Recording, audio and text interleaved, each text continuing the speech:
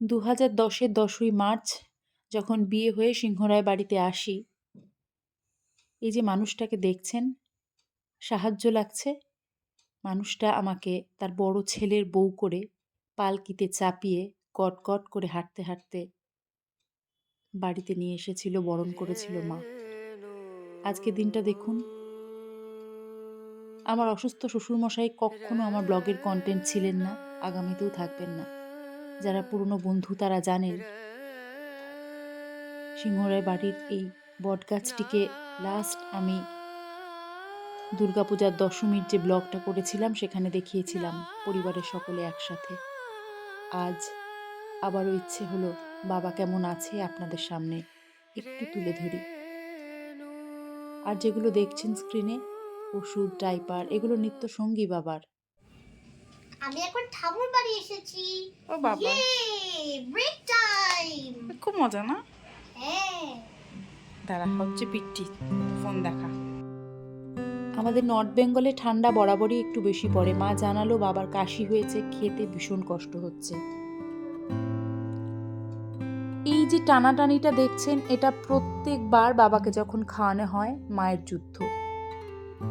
আর মা এই যুদ্ধে পারদর্শী। মা হার মানতে রাজি নয়, মা হার মানেই না।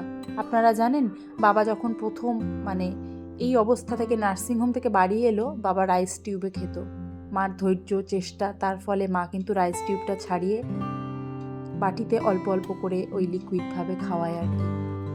আর এইভাবে না করে দিলে খাওয়ারটা যায় না। বাবা ঘাটটা তুলতে কষ্ট হয়, তাই এইভাবে মা টেনে টেনে তুলে খাওয়াটা নামিয়ে দিচ্ছে, ঠিক যেমন ছোট্ট বাচ্চাদের আমরা করি।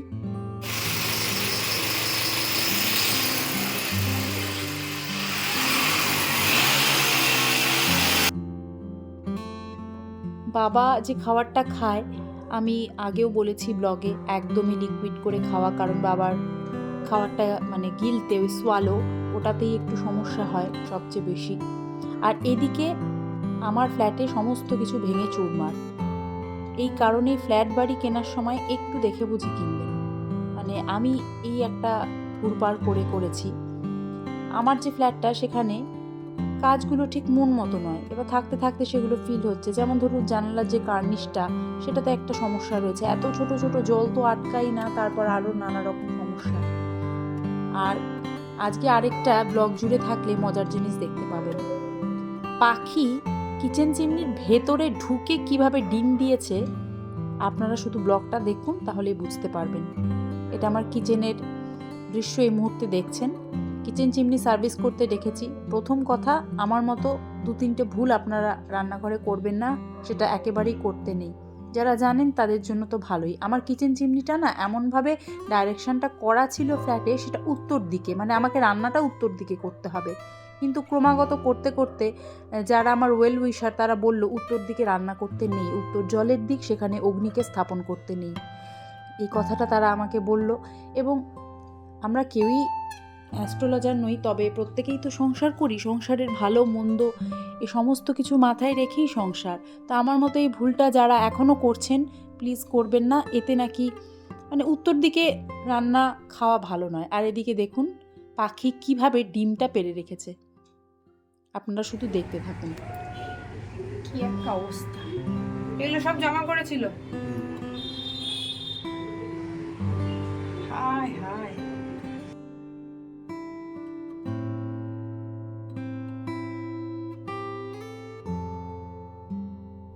একদিকে যা হয় সত্যি ভালোর জন্য হয়, জানেন।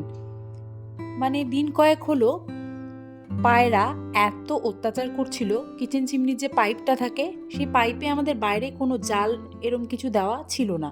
তো সেই কারণে আরামসে ঢুকে পড়ে ভেতরে খটর পটর করতো। তো 2-3 দিন হলো আমি হাজব্যান্ডকে বলছি যে তুমি একটু সার্ভিসের জন্য ডাকো, তো বলছে আজ নয় কাল। তো সার্ভিস করতে গিয়ে দেখা গেল ভেতরে এই কাণ্ড। ফুল সার্ভিস করিয়ে নেওয়া, তার সাথে দিকটা চেঞ্জ করা, যেটা আবারও বলা। বারবার এই কারণেই বলছি যে আমি শুনেছি যে উত্তর দিকে রান্না করলে নাকি সংসারে চরম দারিদ্রতা নেমে আসে, যেটা আমরা কেউই চাইবো না। তো ফ্ল্যাট বাড়িতে এগুলোই সমস্যা, যেটা বলছিলাম। এইগুলো তো বেসিক কিছু টিপস না। তো প্রোমোটার যদি প্রথমেই রান্নার যে জায়গাটা, সেটা অগ্নিকোণে সবখানে বা সবসময় যে হবে তা নয়, অ্যাটলিস্ট পূর্ব দিকে যদি করতেন। এই যে আমাকে এখন গোটা বিষয়টা করাতে হচ্ছে, প্রচুর সার্ভিস চার্জ লাগছে তার জন্য এক্সট্রা করে, এই লোহার ইয়েগুলো করতে হয়েছে। তো এবার পাখি যেন ঢুকে আর বাসা মারতে না পারে, ডিম দিতে না পারে, সেই কারণে এই ব্যবস্থা, একেবারে ফুল সার্ভিস করিয়ে নেওয়া। সার্ভিসটাও আপনাদের সামনে তুলে ধরার একটাই কারণ, দেখে নেওয়া। যারা কিচেন চিমনি ইউজ করছেন তারা অবশ্যই এটা মাথায় রেখে খেয়াল করবেন। আর সেই দিনটা পুরোটা একেবারে ওই কিচেন চিমনি, রান্নাঘর এই নিয়ে একেবারে ল্যাজে গবরে অবস্থা, রান্না কিছুই করা হয়নি, শুধু ওই গোলা রুটি কটা। তারপর তো খিদে পেয়ে গেছে, দিয়ে রাতে এই বিরিয়ানি ভোজ হয়েছিল। একদিকে ভালোই হলো, সব মিলে মিশে মানে ঘরের কাজও হলো, আবার বিরিয়ানি খাওয়া হয়ে গেল। অনেকদিন পর একসাথে বেরিয়ে বিরিয়ানিটা খেয়েছিলাম। বিরিয়ানি খেলে, মাটন বিরিয়ানি খেতেই বেশি ভালোবাসি, কিন্তু সেদিন এত ধকল গেছে সারাদিন, আর রাতটাও অনেক হয়ে গিয়েছিল, সেই জন্য মনে হলো যে চিকেন বিরিয়ানি খাই। তবে যেখানে বসে খাচ্ছিলাম বিরিয়ানি, সেটা শহর শিলিগুড়ির একটা নামকরা দোকান। কখনো ফুড ব্লগ তো করি না, তবে কখনো যদি মনে হয় আপনাদের সাথে সেই দোকানটা বিরিয়ানি শেয়ার করে দেবো। যা হোক, বাড়ি ফিরে কিচেন পুরো পরিষ্কার করে ফাইনাল লুক আপনাদের সাথে শেয়ার করছি। হ্যাঁ, সত্যি ভীষণ শান্তি পেয়েছি। কেন জানেন? কারণ উত্তর থেকে পূর্ব দিকে ফাইনালি ট্রান্সফার হয়ে গেছে আমার কিচেন চিমনি, আর আমি এবার পূর্ব দিকে মুখ করে রান্না করব। এটা একটা হেলদি ফিল, মানে সবাই এত না বলছে, তাছাড়া আমি সাবকনসিয়াস মাইন্ডে কোথাও একটা জানি যে আমি উত্তর দিকে দাঁড়িয়ে রান্না করছি, তখন মনটাও ভীষণ, মানে কোনো কিছু খারাপ হলেই মনে হয় ওই কারণটার জন্যই হচ্ছে বোধহয়। আমাদের রোজকার জীবনের গল্পগুলো মোটেই গোছানো নয়। আমার আজকের ব্লগটা একটু আগোছালো, তবে বিশ্বাস করুন একেবারে অভ্যাসের গল্প। আমার, আপনার, আমাদের সব্বার জীবনের অভ্যাসের মায়া, বলার ধরন, কায়দা, সাধারণ জিনিসগুলোকেও অসাধারণ রূপকথা করে তোলে। আর এটাই জীবন। সুস্থ থাকবেন। আজ তবে আসি, কেমন?